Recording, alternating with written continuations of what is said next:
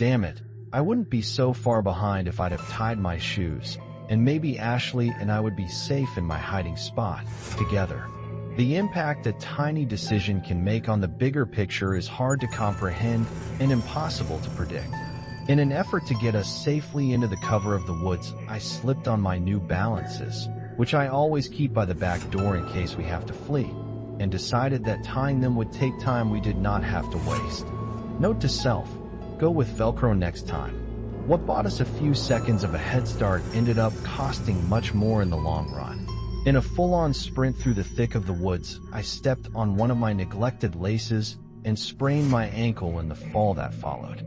I also managed to hit my head on a tree stump protruding from the ground.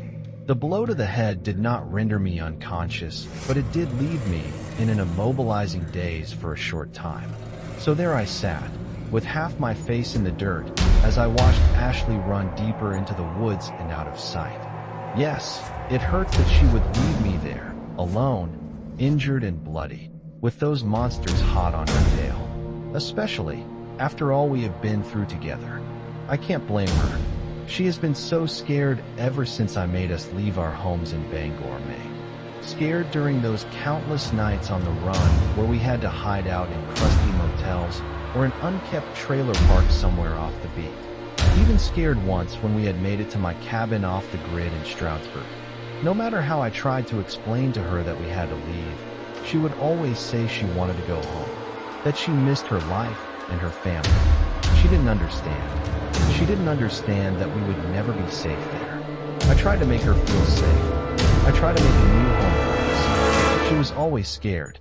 I could see it in her eyes when I would be washing her back in the tub, and she would get lost in thoughts staring at her reflection in the bubbles.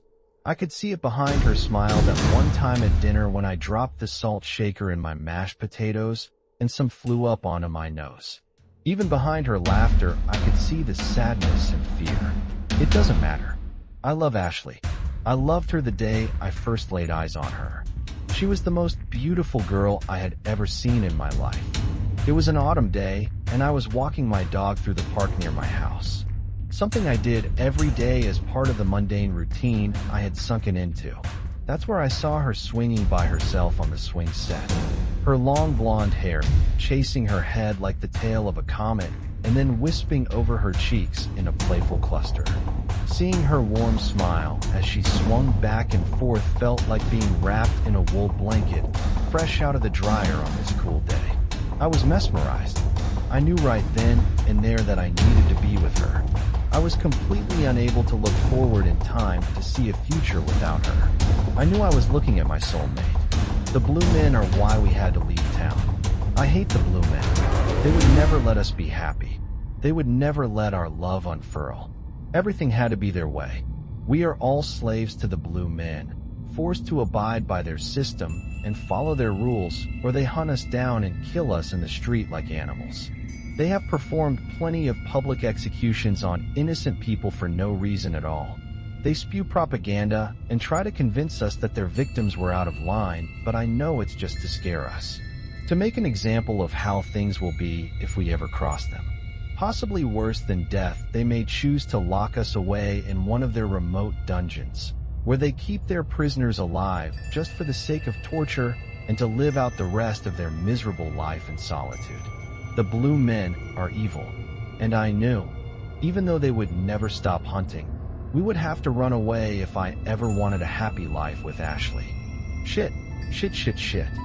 I have been limping through the woods by myself for a while now, but I just heard Ashley. Oh God, she's screaming for help. Oh shit, they found her.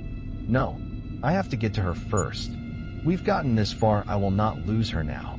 Come on, Vernon, your ankle is sprained, not broken. Fuck the pain, you can run. Ow, damn it. Thorns keep whipping my face, cutting into my skin. Ignore it. This is too important. Getting closer. I can hear her. She's screaming for me. They must be close too. Shit, flashlights. There she is. They see her. Okay, hide behind this tree and think. Think. There has to be a way out of this. Oh God, what is she doing? She's walking toward them. No, they have her mind. It's too late. They have her brainwashed. I didn't make it. It's too late for her. I could hide and slip away. These woods are huge, they would never find me. No, what then? I already know there is no future, no purpose without her. I'm either going to fight them off or die trying. I need a weapon. Sharp rock. This will do. Okay, Vernon, here it is. For Ashley, for love. Not because of the shards of metal that splintered into my chest, but because the last thing I will ever see is Ashley being taken by these evil bastards as I lay here, helpless and bleeding, unable to save her as the life escapes my body. So much blood. Only so much blood can be outside of your body until you die, and I can see so much of my own. Too much. Here I am, another innocent man slaughtered by the blue men. Slaughtered for refusing to stay in line. Wiped from existence for the crime of falling in love. I wish I could see Ashley's warm smile one more time. Because dying is so very, very cold. Please state your name for the recording. Detective Milton, in your own words, please describe your encounter with Vernon Bancroft and the events leading up to his death. On September 16th, 2016, we received a call that a 13-year-old girl had been abducted from a public park in Bangor, Maine, while her mother had stepped away for a moment to use a portable lavatory. Further investigation led us to the conclusion that Ashley Withers had been taken by a registered sexual predator who lived in the area, Vernon Bancroft. We pursued the suspect south, through multiple states by following his credit card which he used to book motel rooms. We finally pinpointed his location to a cabin owned by his deceased father in Stroudsburg, Pennsylvania. On May 2nd, 2017, I led a tactical unit and surrounded the cabin in an attempt to extract Ashley Withers. They fled out the back door, and I ordered my men to hold their fire to protect the girl. After a long pursuit through the woods, we heard a female voice screaming for help and came across Ashley Withers, who had become separated from her captor. As we moved in to extract her, Vernon Bancroft emerged from behind a tree and violently advanced towards the girl with a large rock in hand. With the girl safely out of my line of fire, I discharged 6 shots into the sternum of the assailant. EMTs arrived to the scene, and at 11:48 p.m. on May 2nd, 2017, Vernon Bancroft was pronounced dead. That is my official statement. The recording of this conversation will now come to an end. No problem, Stace. I need a coffee, you want one? Sure. I'm so glad you found that girl.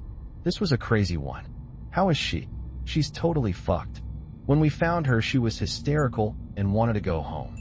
But now she's in a pediatric mental facility because she won't stop asking for Vernon. He fucked her up so bad, she actually misses that piece of shit. Her mother is beside herself. Oh my God, poor thing.